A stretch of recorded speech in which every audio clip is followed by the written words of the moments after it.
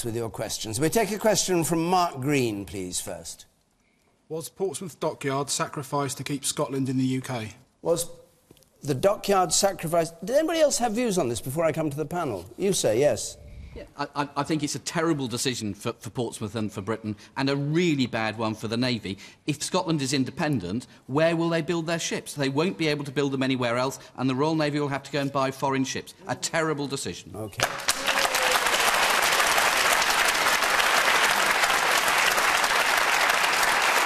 Anybody else? Yes, the woman here in the second row. Just in response to that, being a Scot myself and living in Portsmouth and worried about the impact of the shipbuilding stopping, you need to realise there are an awful lot of Scottish people who do not want independence, and chances are it won't happen. OK. And you say that. Yes. Well, what I'd like to discuss is if BAE themselves, which were the main contractor, took over Vosper Thornycroft and then moved Forty Thornycroft to Portsmouth, what was their plan for the future? To go up to Scotland, where they have really little shipbuilding experience in small ships. Right, OK. And you, sir, there with the beard. Yes. I hate to say it in Portsmouth, but shipbuilders don't have a job for life by divine right. This is all about the government ordering or not ordering ships for the Royal Navy. The Royal Navy, we are still an island nation, remember. We still import 95% of our food, fuel, oil daily by sea. The decision has been made to dramatically reduce the size of the Royal Navy. That's why you guys haven't got any jobs. You can't be expected to have a job for life all the time you've got a government decimating the size of the Royal Navy. OK. A plea for the Navy. All right.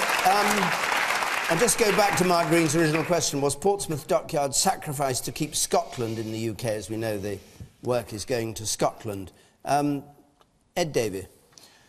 It's very difficult when there are people who have lost their jobs, families who are worried, the knock-on impact, because it's not just 1,000 skilled workers who will be losing their jobs, but the knock-on jobs connected to that. And that's extraordinarily difficult. But it isn't to do with the Scottish referendum. There are some difficult decisions in shipbuilding and for Navy shipbuilding. Let's remember there are 800 jobs being lost in the Scottish shipyards as well. What we've got to do as a government, though, is to do as much as we possibly can to help the people who've lost their jobs and to help the economy here in Portsmouth. That's why we're going to invest £100 million in the harbour, so that when the aircraft carriers come here, they can be based here and we can have those jobs. This can be continue to be the home, the proud home of the Royal Navy. And then we need to do more. That's why there's a city deal being struck with Portsmouth and Southampton to unlock land that the MODs had, the Ministry of Defence had, so more business can be created in the future, more homes can be built, because they're needed too. So we are going to try to do as much as we can do, but, you know, I'm clear, this is a difficult decision, and it's not going to be easy for Portsmouth, but we are going as a government to be there to help Portsmouth. When your Defence Secretary said he didn't anticipate the UK would wish to place orders for warships outside the UK, and it's something people in Scotland need to think about very carefully. Was that not a threat about removing this building from Scotland and returning it to Portsmouth if Scotland votes for independence? As I understand if not, what did it mean? I understand it's a legal requirement, because if the ships were being built in an independent Scotland, the tender would have to be across the whole of the European Union. The European rules say that you can have a defence tender in your own country because of security defence interest, but as soon as those ships are being built outside, you have to offer it to all the defence industry across the European Union. Right, so the threat is real? And he was stating a legal fact. All right. Paul Kenny. Well, I mean, I think we just need a dose of reality here. In the last few days, in the last week, we've seen about 10,000 jobs go out of our economy, and the jobs at Portsmouth and in Scotland are part of that pattern. And I want to say this about it. You cannot turn on and off highly skilled jobs about building ships to protect an island nation. And frankly, and I pick up the point that was made by the gentleman from the audience in particular, we have decimated the Royal Navy. We have decimated it. We now have an entire surface fleet of 18 ships. We couldn't fight a cod war, let alone go around the world and actually protect the interests. We couldn't throw an exclusion zone around the Isle of Wight. The reality is that we've run our Navy into the ground. 1,000 highly skilled jobs from Portsmouth. On the back of, in this area, by the way, another 300 at Polymary, another factory down the road. Absolutely decimating this area. But I want to say this, because I listened carefully to what Ed said, and I'm going to pick him up on it. You see, 18 months ago, our union pleaded, begged almost the government not to give a contract for £500 million of shipbuilding work to Korea. These are ships, 4 ships, that service the Royal Navy when they're at sea. 4 ships. And the government, and the minister at the time wasn't you, Ed, it was actually Philip Hammond, who gave that contract to Korea.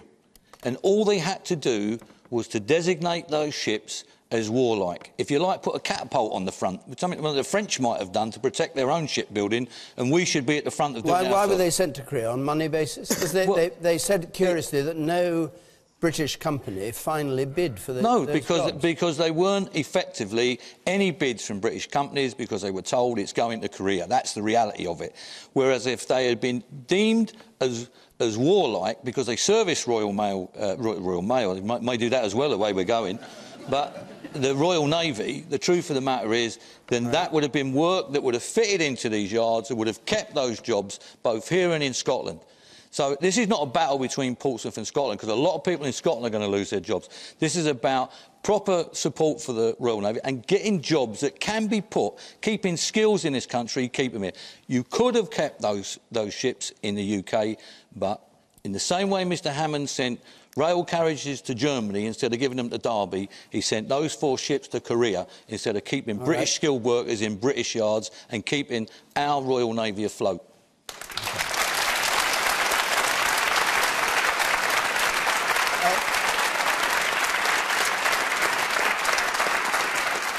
Ed Davey, I'll come back to you a bit later on those points, but you, sir, on the left there. Yes, I run a small shipbuilding yard in Portsmouth. We're very small. We're very proud of our export record. We don't borrow any money. The government's never helped us. Our landlord has now told us the site is being redeveloped. We've got to move. Where's all this land going to come from? You've hit the nail on the head, sir, when you said, and houses will be built there. We can't find premises because all the waterside industrial premises go for housing, designer housings that nobody can afford to live in. This is despite the fact the government have announced today they're releasing MOD land. Yeah. I await to see that. Right. Every time. Hold on a second, Ed. Let me just go round the table. Nigel Lawson. I feel sentimentally very strongly about what's happening to the Navy and to Portsmouth in particular. When I joined the Navy in the mid-50s as a national serviceman, I joined as an ordinary seaman at the Victoria Barracks in Southsea, just down the road from here. I don't think it exists anymore. And then eventually I ended my time, very luckily, as the commander of a motor torpedo boat, the Gage Charger. The word meant something different in those days, based in Gosport. So I know this area well, and I know the Navy well, and I feel for it.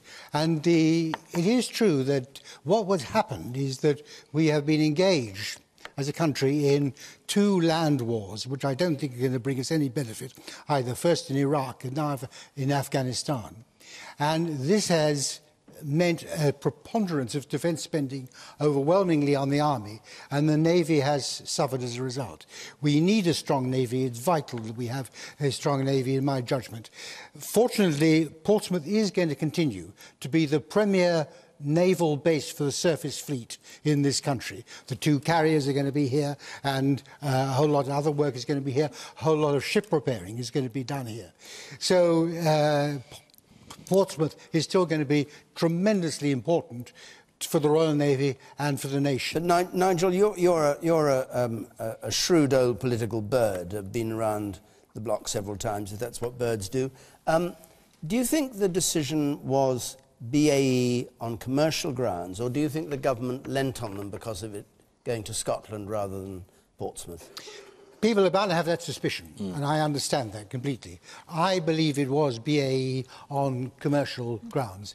There was, I think that many people in the know, saw this coming a long time ago, because there wasn't going to be enough work for two great shipbuilding yards, and it was clear that BAE wanted to have the Clyde. All right, thank you. The man up there on the right, yes. I'd just like to say that you're talking about throwing money into Portsmouth and this is going to happen, that's going to happen. What about the skilled workers? What's going to happen to them when they lose their jobs? What have you put aside for those men and the ladies? Stella Creasy. I think so. You've hit the nail absolutely on the head. I've been talking to people today from Portsmouth about the impacts of this. People desperately worried, as Paul says, not just about losing the jobs at the shipyard, but some of the other redundancies that are being talked about in this local community 40 days before Christmas. For a lot of families thinking about possibly losing a job or facing redundancy within a matter of weeks, it's deeply worrying and frightening.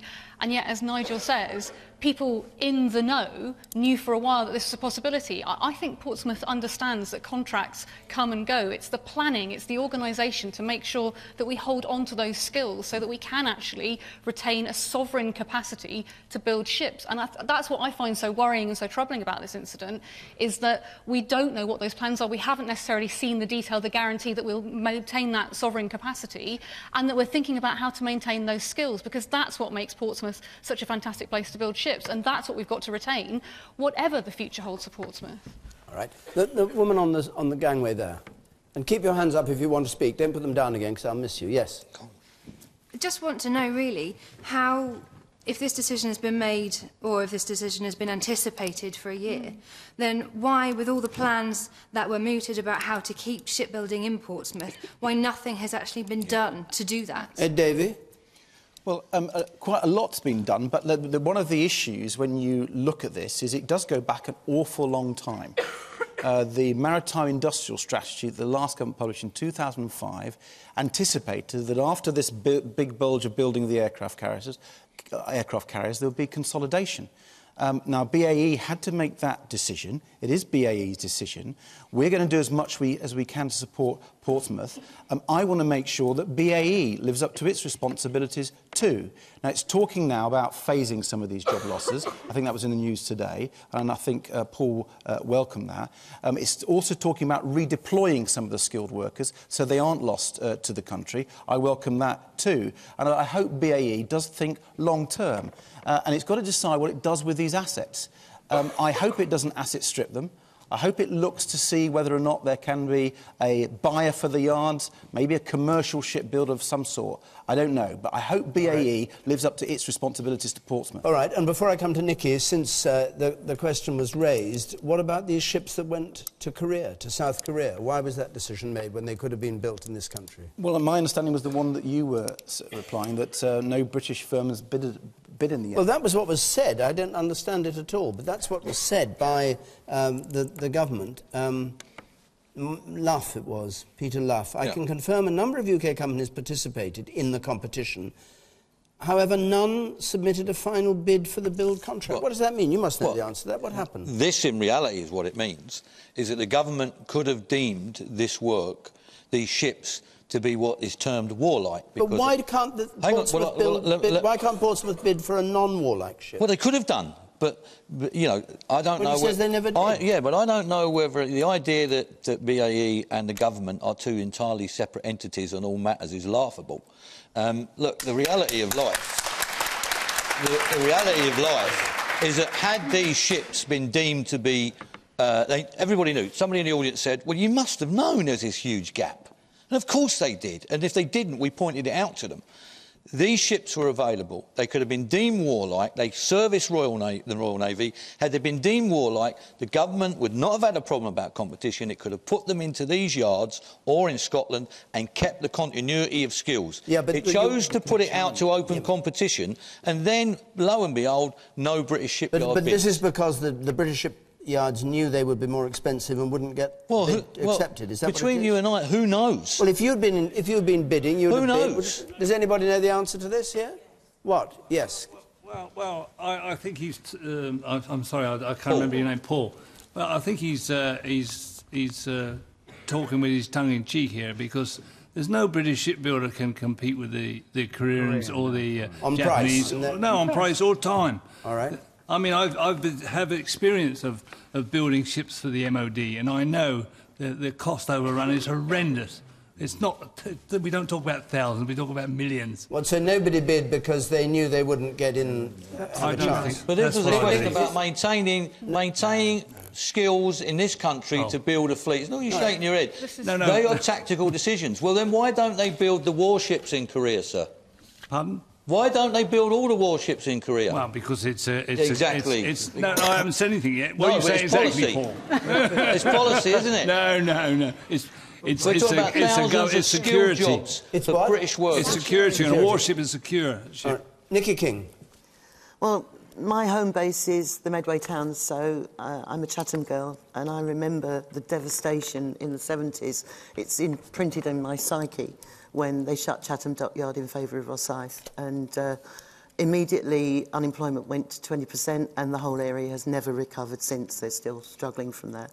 And it also did something to our hearts and our minds, because we were proud to be a dockyard town. We were very proud to have the Navy there, and it took away the incitement of living there and everything else. Now, I know it's not as serious here. I know that there's 1,000 people, which is a huge number of people, but I think 4,000 now will still be working in the dockyard.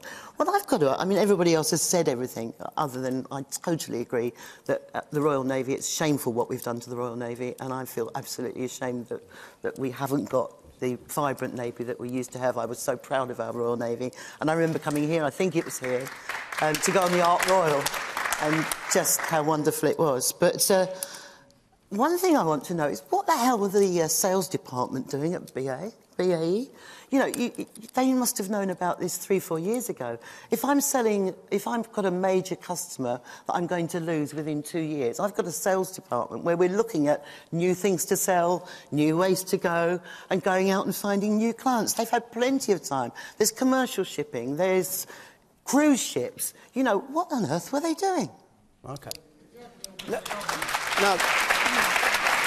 they've got a lot of people with their hands up, but if you could be quite brief, I'll try and bring in 3 or 4 of you. You stay here on the left here. Yeah, I think Paul's got it dead right. We do need to maintain the skills, and we're going to lose them. We're an island community. We need ships. Now, even in the private sector, where do they have them built? 9 times out of 10, it's Croatia, it's Philippines, when they can be built here. And the reason they're doing it, of course, labour, etc., makes it cheaper. The railway model we've got here, with millions of pounds going into subsidise the railways, why can't we build ships here? Yes, it's going to be a bit dearer, but we can subsidise that. The government should subsidise building them here, and then put workers in work, paying tax, as opposed to putting them on welfare like they've done now. All right. Do you agree with him, or is it finished? I don't agree with that. I'd like to come back to warship building, which is a separate issue. And I think it is absolutely vital that we retain a warship building capacity in the United Kingdom. Whatever else happens to the 2 other ships, like the ships that were built in Korea, warship building, there must be in the United Kingdom. And I think that the lady in the front there is absolutely right. I think it is most unlikely that the Scots will in fact vote to leave the United Kingdom. But if they do, and I don't think it's likely, if they do, then whatever Ed Davey says about European Union rules, forget it. We will have to keep a warship building capacity in the United Kingdom, which would inevitably mean here in Portsmouth. That's what I was saying. I agree. You said European Union rules might go anywhere. No, I said that European rules would mean that they would come back to England. So it's right. a good thing. I'm agreeing with you. I said I'd hear from some more people. The woman on the right of the gangway there. Yeah, basically, I find it disgusting, the fact that I worked in the MOD for 11 years myself, and I know this has been on the cards for an awful long time, and what has been done in the area in terms of the industry and backing up the economy in the local area, there's nothing being done. And then suddenly it's like, oh, by the way, Vince Cable was talking about this a year ago, and nothing has been done. And who's done the nothing, so to speak? Well, it goes back from Blair to now. It's all of them. They've done nothing. There's There's no backup plan that's been done to protect the economy. Stella, Creasy, what do you say? And it's disgraceful. Blair included. There's two things I'd say. I mean, the government told us that Michael Fallon's been working on a plan for this area for the last year. I just don't see what that's achieved. The second point I would point out is Paul is right when he talks about what governments can do when they're clever about procurement, about how they invest in an area, because it's a very short-term strategy. We have had a 200% rise in long-term youth unemployment in Portsmouth since the election. Actually, because the government specifically excluded taking in the wider economic and social factors with its procurement strategy when it came to the Ministry of Defence, some of the decisions that have been made, I think we're now seeing the chickens come home to roost. And there is a question for me about how do you keep those skills. Are you telling me that if you were in government, you would not have given it to Scotland, knowing how many voters you have in Scotland compared to the South? Actually, no, because I think there's a really important point here. I'm not going to pit Scottish workers against Portsmouth workers. Both communities are going to suffer because there's going to be change in those communities. What I am saying, though, is that when we are seeing long-term youth unemployment of the levels that they've got in Portsmouth, thinking about how you as a government could be creative about your procurement to make sure you keep the skills that are long-term skills that we are going to need is a smart thing to do, and that's what we've not seen happen here. You sit up there. Yeah, I'd just like to add some balance to this contention that the Royal Navy is decimated. You know, the size of the fleet is not ideal, but we currently have ships on patrol in the North and South Atlantic, in the Middle East, and indeed we have an aircraft carrier and a destroyer shortly to deliver aid in the Philippines. And as we've already alluded to, we have two carriers coming to Portsmouth in the very near future. So there is a good news story there as well, I think. All right, and you say yes. Less.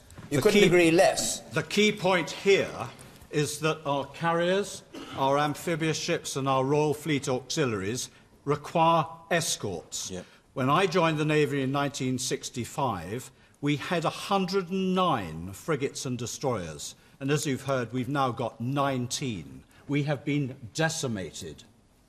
Ed Davey. Well, interesting fact, when the aircraft carriers come to Portsmouth, and this is their home, the Royal Navy's base, when the T-45s come, there will be more tonnage of Royal Navy ships in Portsmouth than since the early 1960s. That is good news for people working in the Royal Navy base. There's going to be a lot of work done to make sure those ships can be there. £100 million of investment to serve that very big, large of tonnage with these modern ships.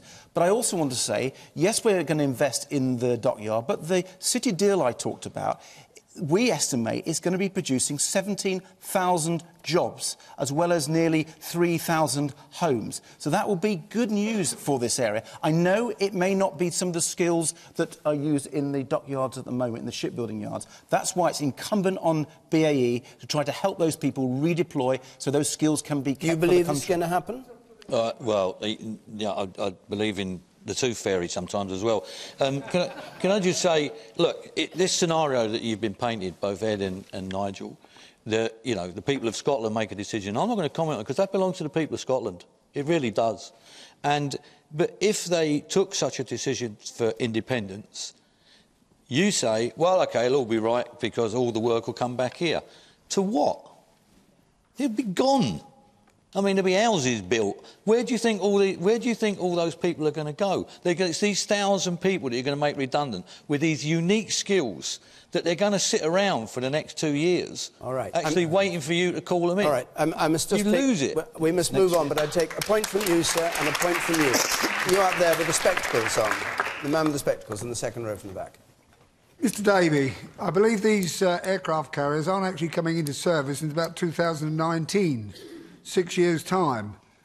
How many people are we going to have left in the Navy to man them, as you seem to be decimating them at the moment? Well, we won't, Dave. We'll not be.